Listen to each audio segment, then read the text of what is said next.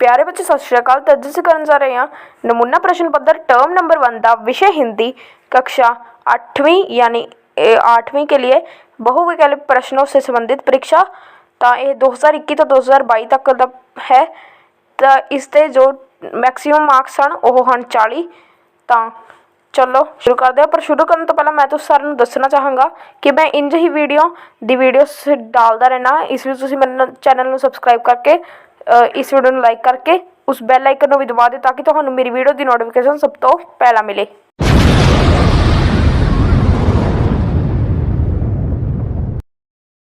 तुसीं सारिਆਂ ਨੂੰ समझाने ਲਈ मैनू हिंदी में गल करनी पवेगी।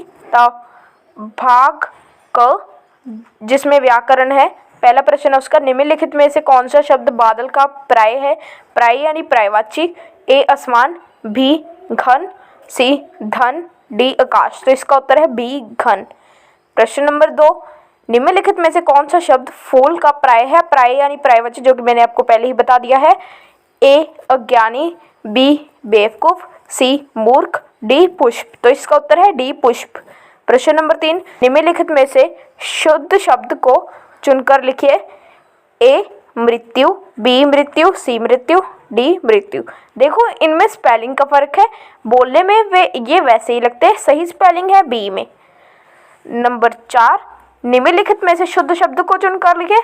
देखो यहाँ पर विषमता लिखा हुआ है, इसमें बोलने को कोई फर्क नहीं है, सिर्फ और सिर्फ स्पेलिंग का फर्क है, जो कि इसमें सही है ए वाला विषमता।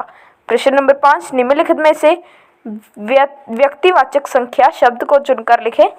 ए मेहनत, बी किताब, सी मनीष, डी गुस्सा। व्यक्तिवाचक यानी किसी व्यक्ति के बारे में, सो ये मनीष यानी सी सही है। प्रश्न नंबर 6, निम्नलिखित में से जातिवाचक संख्या शब्द को चुनकर लिखें। जातिवाचक संख्या वह होती है जिनमें एक जाति के बारे में एक संख्या में संकेत दिया जाए। ए दिल्ली, बी सीमा, सी नीलू, डी पक्षी। तो डी पक्षी सही है। प्रश्न नंबर 7, तुम्हें पता चल जाएगा। वाक्य में से स्वर्णम शब्द को चुनकर लिखें। स्वर्णम वह होते हैं जो कि संख्या शब्द की जगह ले लेते हैं। तो ए तुम्हें, बी पता, सी चल, डी जाएगा। तो इसका उत्तर है ए तुम्हें। प्रश्न नंबर 8, वे निपुण परीक्षक के रूप में प्रसिद्ध हो गए। वाक्य में से स्वर्णम शब्द को चुनकर लिखें। स्वर्णम का मीनिंग मैंने आप सबको बता दिया है। ए परीक्षक, बी निपुण, सी रूप, डी वे। तो इसका उत्तर है डी वे। प्रश्न नंबर 9, प्रतिभा खिड़की वाली सीट पर बैठ गई। वाक्य में से रेखांकित पद में सही कारक को चुनकर लिखें। सो सीट पर, देखो इसको अंडरलाइन यानी रेखांकित किया गया है। सो देखो क्या होता है कि एक होता है कर्ता कारक और एक होता है कर्म कारक। कर्ता कारक वह होता है जो एक काम करता है, और कर्म कारक वो चीज़ होती है जैसे कि अगर वो सीट पर बैठे, वो कुछ खाए। देखो अगर हम कह दें बिल्ली खा रही है, तो हम तो ऐसे वो होगा, अकेला कर्ता कारक ही उसमें होगा। और अगर हम ऐसे कहें बिल्ली बिस्कुट खा रही है, तो उसमें कर्म कारक और कर्ता कारक दोनों होंगे।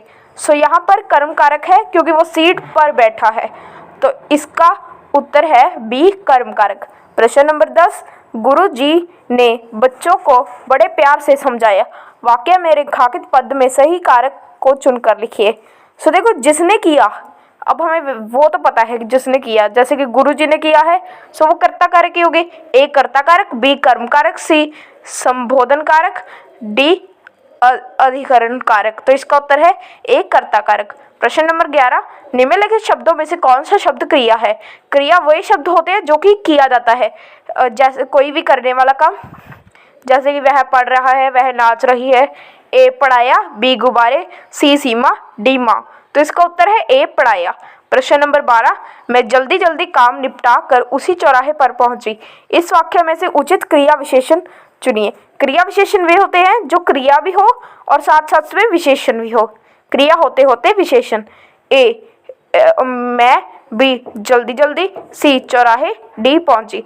देखो क्रिया जो मैंने आपसे को बता दिया, विशेषण वह होते हैं जो एक चीज का विशेषता बताए, एक किसी भी चीज की विशेषता बताए। जैसे कि वह घर बहुत सुंदर है, इसमें सुंदर विशेषण है। और तो इसका उत्तर आ जाएगा बी जल्दी जल्दी, क्योंकि उसमें क्रिया भी है और विशेषण भी है, ये दोनों का ही काम कर सकता है। यह है। प्रश्न नंबर 13, किशोर शब्द का स्त्रीलिंग शब्द चुने। स्त्रीलिंग शब्द यानी इसका लिंग बदलना है।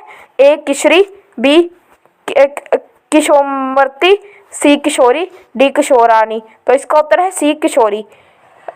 नंबर 14, वह का बहुवचन शब्द चुने। बहुवचन मतलब कि उसके वचन बदलना है, तो इसका उत्तर क्या आएगा? ए वहाँ, बी वे, सी वहाँ, डी व। तो इसका उत्तर है बी वे। प्रश्न नंबर 15, सीमित शब्द का विपरीत शब्द चुने।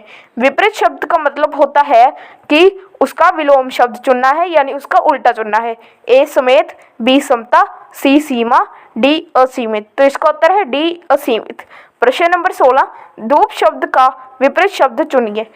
ए उजाला, बी अंधेरा, सी छाया, डी सुबह। विपरीत शब्द का मतलब विलोम शब्द यानी उल्टा शब्द, वो मैंने आपसे बता दिया।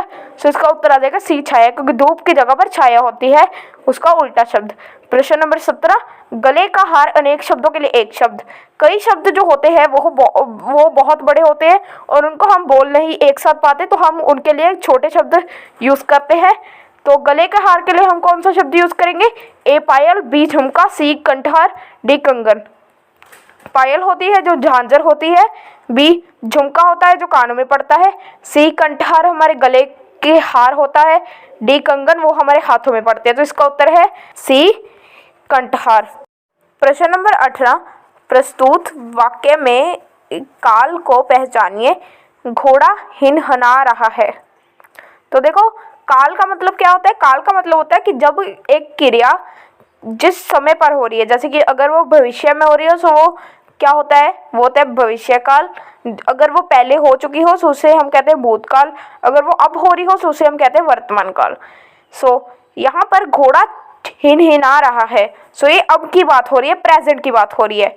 ए वर्तमान काल, बी भूतकाल, सी भविष्य काल, डी इनमें से कोई नहीं। तो इसका उत्तर है ए वर्तमान काल। प्रश्न नंबर 19, उचित विस्मय बौद्धिक यानी शब्द चुने। डैश बहुत अच्छा है। विस्मय बौद्धिक वह शब्द होते हैं जिनसे कोई फीलिंग हम अपनी प्रस्तुत करते हैं। जैसे कि डैश बहुत अच्छा है, इसके साथ क्या लगेगा? ए वाह, बी उफ, सी नहीं नहीं, डी ओहो। तो इसका उत्तर है ए वाह। प्रश्न नंबर 20, धीरा द्वारा जूते पॉलिश किए जाते हैं। उपयुक्त वाक्य की पहचान कीजिए। ए कर्तावाच्य, बी कर्मवाच्य, सी भाववाच्य, डी इनमें से कोई नहीं। तो इसका उत्तर है कर्मवाच्य। तो देखो, 21 निम्नलिखित वाक्यों में उचित विराम चिन्ह लगाइए। शेर को कौन बाहर निकाल सकता है? सहसा सम्राट ने गुस्से में कहा। ए, बी, सी, डी। तो इसका उत्तर है ए, क्योंकि सबसे पहले इन्वर्टेड कॉमा शुरू होंगे, उसके बाद क्वेश्चन मार्क आएगा, सकता है के बाद क्वेश्चन मार्क आएंगे, एंड उसके बाद क्वेश्चन मार्क के बाद जो हमारा इन्वर्टेड कॉमा हो गए वो खत्म हो जाएगा, एंड आखिर में कहा के बाद एक डंडी आएगी। प्रश्न नंबर 22, मूर्ति शब्द में र के किस रूप का प्रयोग हुआ है? मूर्ति शब्द में र हुआ है, जो हमारी छोटी ई होती है उसके साथ उसका प्रयोग हुआ है। ए र, बी पदेन, सी रेफ, डी ऋषि। तो इसका उत्तर है बी पदेन। भाग ख पाठ्य पुस्तक। तो ये हमने हमारी जो पाठ्य पुस्तक है उससे रिलेटेड क्वेश्चन है। 23 प्रश्न, 23 जो भी है ये प्रश्न ये वाला। हिम्मत करने वालों की हार नहीं होती। कविता के आधार पर बताएं कि हिम्मत करने वालों को असफलता को किस रूप में स्वीकार करना चाहिए? ए निराशा के रूप में, बी हताशा के रूप में, सी अंधविश्वास के रूप में, डी चुनौती के रूप में। तो इसका उत्तर है डी चुनौती के रूप में। प्रश्न नंबर 24, पिंजरे का शेर पाठ के आधार पर बताएं कि महापद्मनंद के दरबार में किस देश के दूत आए थे? ए मगध के, बी रोम देश के, सी उत्तरी भारत के, डी अमेरिका के। तो इसका उत्तर है बी रोम देश के। प्रश्न नंबर 25, मेट्रो रेल का सुहावना सफर पाठ के आधार पर बताएं कि प्रत्येक कार द्वारा कितने दिन तक यात्रा की जा सकती है? ए 1 से 3 दिन, बी 2 से 4 दिन, सी 1 महीना, डी 1 सप्ताह। तो इसका उत्तर है ए 1 से 3 दिन। प्रश्न नंबर 26, राखी की चुनौती कविता के आधार पर बताएं कि इस कविता में आई बहन का भाई कहाँ है। ए विदेश में, बी शहर में, सी जेल में, डी गांव में। तो इसका उत्तर है सी जेल में। प्रश्न नंबर 27, शायद यही जीवन है पाठ के आधार पर बताएं कि लेखिका ने आंगन में क्या देखा। ए चिड़िया के 4 अंडे, बी बिल्ली के बच्चे, सी कुत्ते का पिल्ला, डी खरगोश के बच्चे। तो इसका उत्तर है ए चिड़िया के 4 अंडे।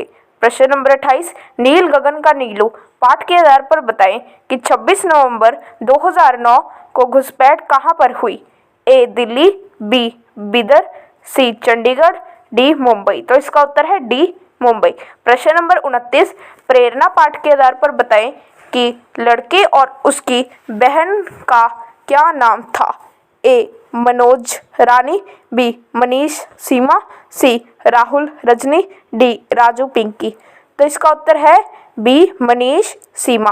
प्रश्न नंबर 30, मन के जीते जीत पाठ के आधार पर बताएं कि जायसी का प्रसिद्ध महाकाव्य है। ए रामायण, बी चंद्रकांता, सी पद्मानंद, डी महाभारत। तो इसका उत्तर है सी पद्मानंद। प्रश्न नंबर 3, जो कि तीसरा पाठ है इसका, निम्नलिखित कठिन शब्दों के सही अर्थ चुनिए। 31, विषमता शब्द का अर्थ है। ए विषैला, बी विषय, सी विष, डी जटिलता। तो इसका उत्तर है ए विषैला। 32, अचेत शब्द का अर्थ है। ए बेसुध, बी निदिंत, सी चिंता, डी सुचेत। तो इसका उत्तर है ए बेसुध। प्रश्न नंबर 33, प्रमाण शब्द का अर्थ है। ए हिम्मत, बी बहादुरी, सी सलाह, डी आवश्यकता। तो इसका उत्तर है सी सलाह। प्रश्न नंबर 34, चेष्टा शब्द का अर्थ है। ए कोशिश, बी मेहनत, सी सफलता, डी अपनापन। तो इसका उत्तर है ए कोशिश। प्रश्न नंबर 35, दूषित शब्द का अर्थ है। ए दोष, बी मैला, सी दृश्य, डी जोश। तो इसका उत्तर है बी मैला। प्रश्न नंबर 4, निम्नलिखित पद्यांश को ध्यानपूर्वक पढ़कर प्रश्नों के उत्तर दें। मेरा बंधु माँ की पुकार को सुनकर के त्योहार हो जेल खाने गया है। छीनी हुई माँ की स्वाधीनता को वह जालिम के घर में से लाने गया है। प्रश्न नंबर 36, प्रस्तुत पद्यांश किस कविता से लिया गया है। ए हिम्मत करने वालों की कभी हार नहीं होती, बी राखी की चुनौती, सी नवयुक्तों के प्रति, डी रब्बा मी दे पानी दे। तो इसका उत्तर है बी राखी की चुनौती। प्रश्न नंबर 37, प्रस्तुत पद्यांश में माँ किसे कहा गया है। ए देवी माँ, बी भारत माता को, सी जन्म देने वाली माँ को, डी इनमें से कोई नहीं। तो इसका उत्तर है बी भारत माता को। प्रश्न नंबर 38, इस पद्यांश में जालिम किसे कहा गया है। ए भाई को, बी बहन को, सी अंग्रेजों को, डी देशद्रोहियों को। तो इसका उत्तर है सी अंग्रेजों को। प्रश्न नंबर 39, इस पद्यांश में आई शब्द बंधु का क्या अर्थ है। ए भाई, बी पिता, सी पुत्र, डी बंधक। तो इसका उत्तर है ए भाई। प्रश्न नंबर 40, प्रस्तुत पद्यांश के रचयिता कौन हैं। ए डॉक्टर हरिवंश राय बच्चन, बी समुद्रा कुमारी चौहान, सी मैथिली शरण गुस, डी विनोद शर्मा। तो इसका उत्तर है बी समुद्रा कुमारी चौहान। तो आज की वीडियो के लिए इतना ही। हम मिलेंगे नेक्स्ट वीडियो में, तब तक के लिए थैंक्स फॉर वॉचिंग।